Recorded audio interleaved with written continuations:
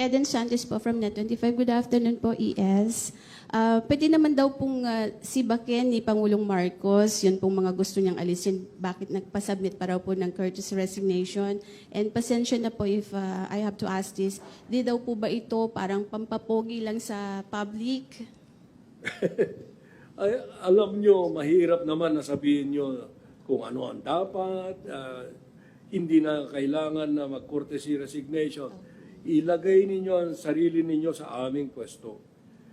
Kung tamaan mo yung isang tao, ano ang lalabas na mukha mo?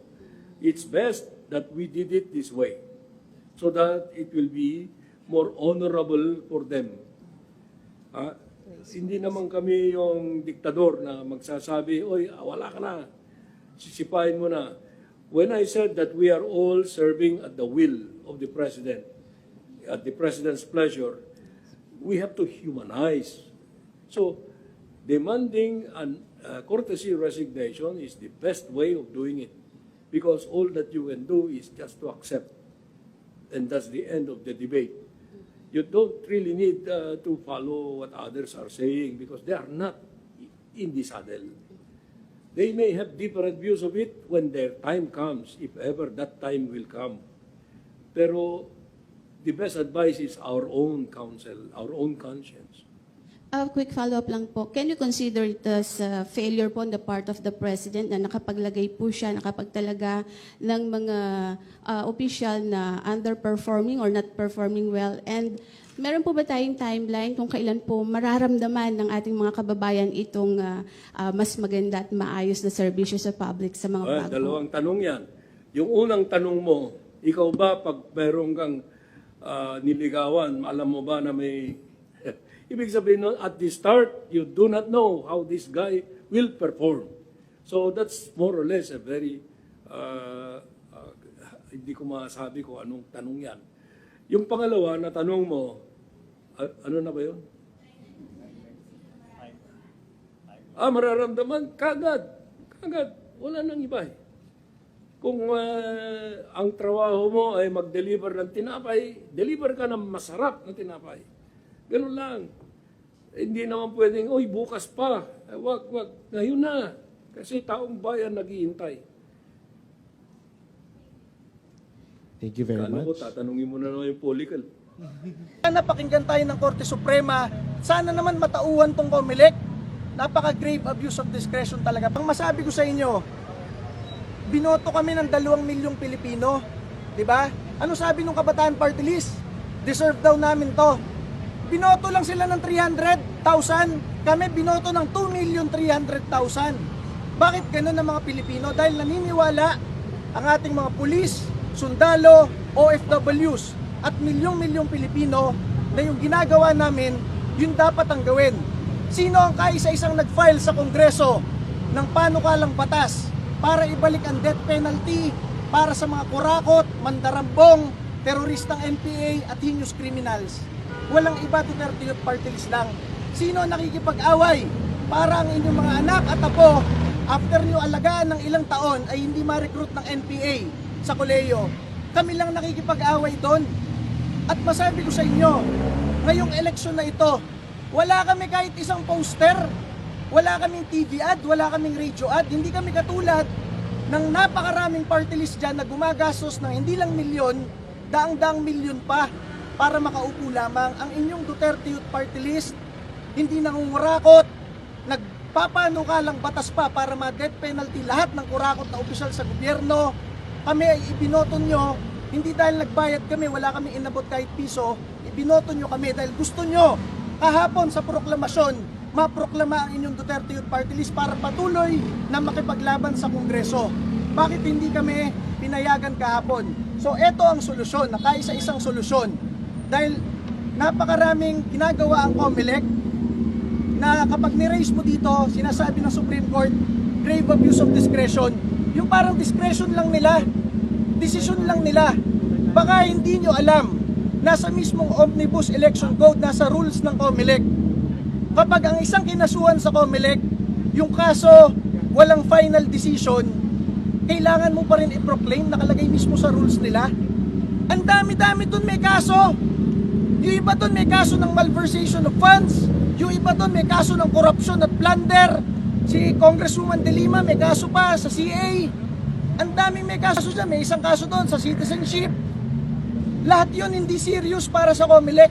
Ang pinaka-serious sa kanila yung sa amin. Yung sinabi ko daw mass murder in the Philippines. Sabi ng Kabataan Party List. At yung namili daw kami ng boto dahil nangako kami na lahat ng aming pondo iaalay namin sa taong bayan.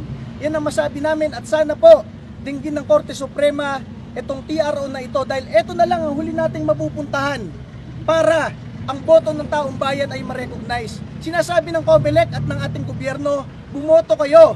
Ang kada boto ay mahalaga. Sanctity of the ballot.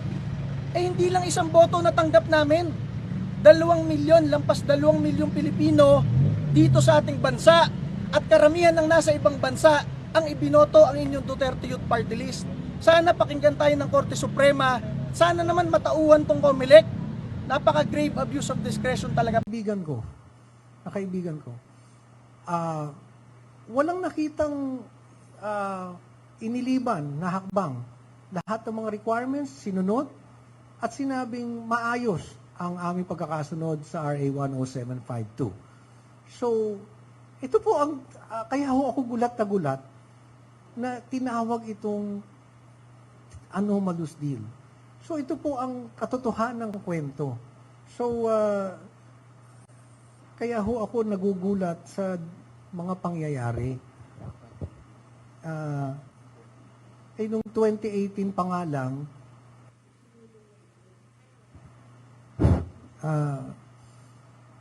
kaya nung sinasabi na hindi ito bagay sa OFW, nagulat ako.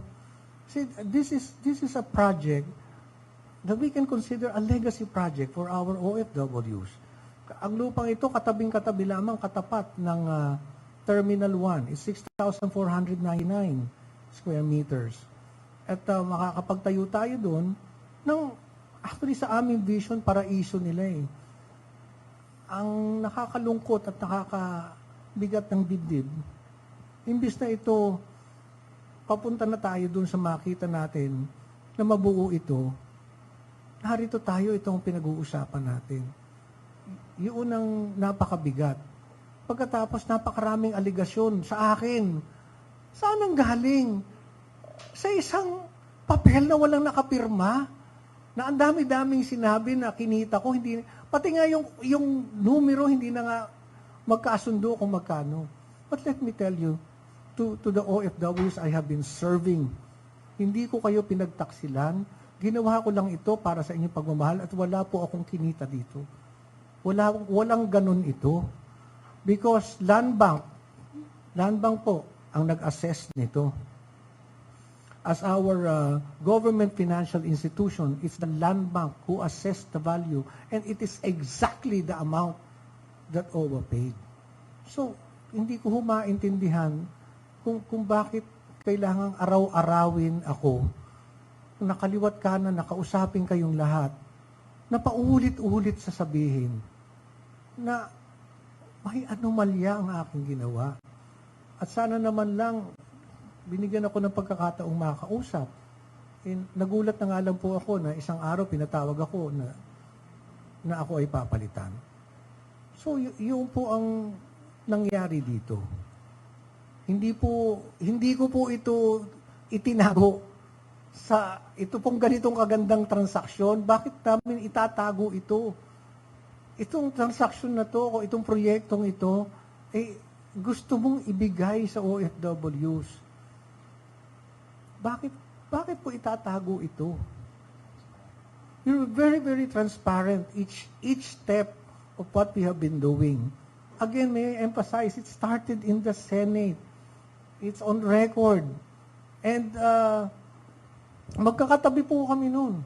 Nandun ang aming bagong administrator, T.Y. Kaunan, former Undersecretary Tonet Aliones, and OIC USEC Hans Kapta was there. At we had all the chances na sabihin lahat itong nagiging alingas-ngas ngayon. So, ipagpaumanhin nyo, katulad ng binanggit ko kanina, hindi po ako nakapagsalita kaagad. Simply because I was shocked. Because when we parted ways, napakaayos naman. So nagulat na lang po talaga ako na ganun ang nangyari. As I hope all the questions you have in mind ay nasasagot na ng aking narrative ngayon. Because alam ko naman po yung mga nasa isip niyo. Kaya minabuti na namin na on this day, ito na po, ito po yung kwento. Ito po ang kwento ng nangyari dyan.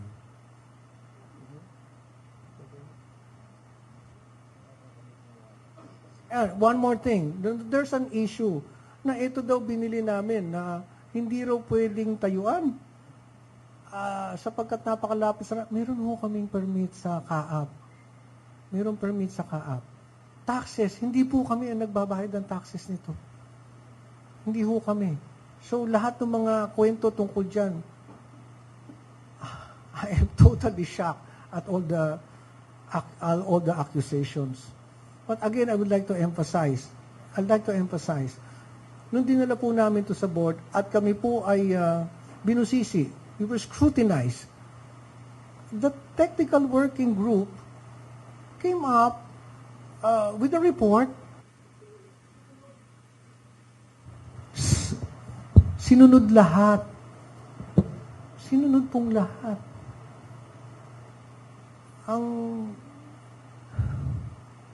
Kaya hindi ko maintindihan bakit itinawag na ganon. Again, sa mga OFWs, palagay ko ang pinakamalaki kong pagkakamali.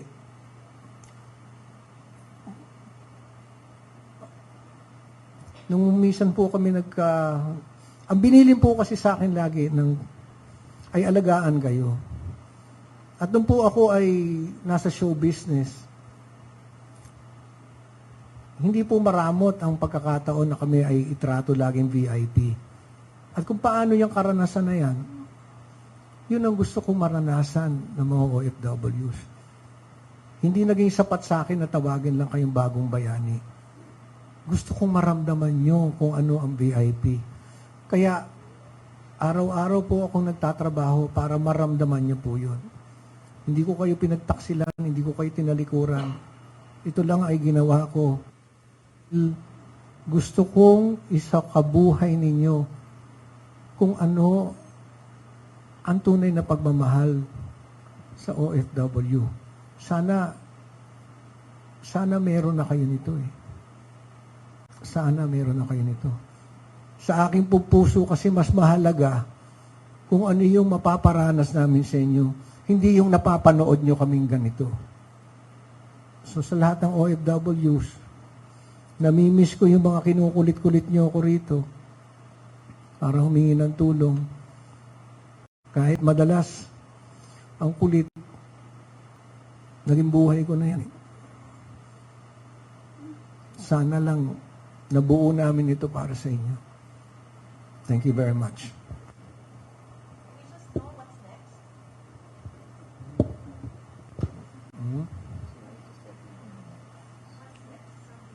Yeah, well, we don't know.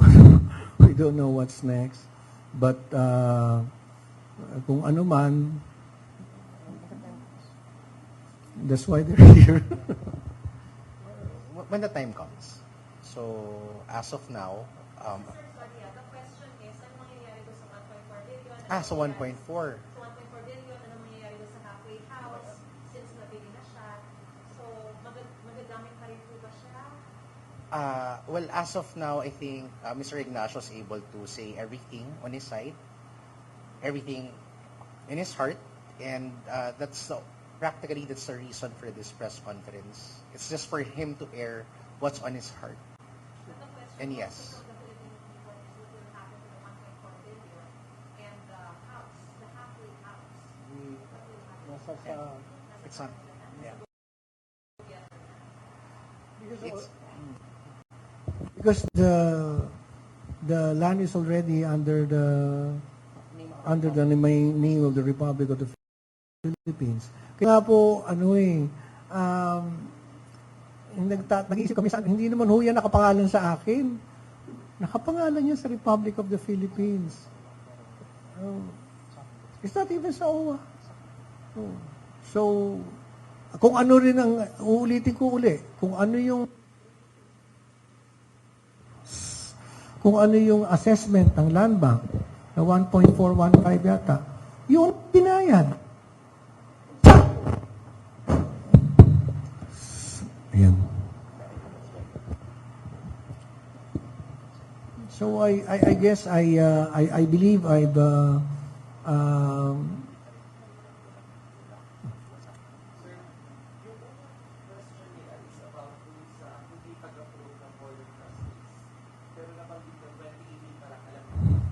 Well, again, I would just like to repeat that for today, Mr. Ignacio just wanted to air everything in his heart.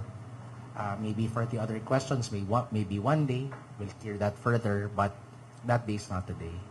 But just to clarify lang po, tumaan po sa Again, for further questions that will come in another day, in the right time.